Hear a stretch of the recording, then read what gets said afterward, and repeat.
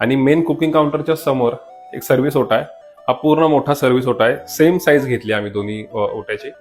त्याच्यामध्ये इकडे आम्ही एक सिंक दिलाय, तिकडे एक सिंक आहे. म्हणजे रोजची जी भांडी वगैरे धुवायची असतात त्यासाठी आम्ही इकडे वेगळा सिंक केलेलं आहे. आणि रोजचे जे भांडी असतात ती धुतल्यानंतर वाळत टाकायची, त्यासाठी हे ऍक्च्युली आम्ही दिलेलं आहे. त्याला इथे खाली ट्रे आहे, म्हणजे हा ट्रे पूर्ण काढून ते पाणी तुम्ही निथळू शकता आणि परत हा ट्रे इथे लावू शकता. आणि याच्यावरती ओली भांडी आहेत ती तुम्ही ठेवू शकता, म्हणजे हे पूर्ण नीट राहतं.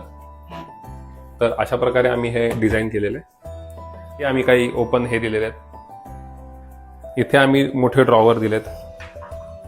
तर हे पूर्ण क्रॉकरी आहे, त्याच्या आतमध्ये पण आम्ही लाईट दिलेला आहे. आणि मग ह्याच सर्व्हिस काउंटरला या साईडला आम्ही ओव्हनचं हे दिलेलं आहे, बघू शकता तुम्ही. याच्यामध्ये इथे मिक्सर बसणार आहे, इथे ओव्हन आहे त्यांचं, आणि इथे एक शेल्फ आहे, तिथे ते काही स्टोरेज ठेवू शकतात.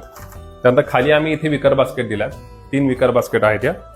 त्यानंतर याच्या बाजूला इथे पॅन्ट्री युनिट केलंय. क्लायंटची रिक्वायरमेंट होती की त्यांना पॅन्ट्री युनिट हवंय सेपरेट, आणि याचा खूप सुंदर वापर केलेला आहे त्यांनी. आणि याच्या आतमध्ये पण आम्ही प्रोफाईल लाईट दिली आहे. तर तुमचे जे काही रोजचे वापरायचे जे काही तुमचे धान्य असतात किंवा छोट्या छोट्या बरण्यामध्ये आपण जे भरून ठेवतो ते तुम्ही ह्याच्यामध्ये ठेवू शकता, की जेणेकरून ते सगळं ऑर्गनाइज दिसायला पण ऑर्गनाइज दिसतं आणि सगळं तुमच्या हातापाशी मिळू शकतं.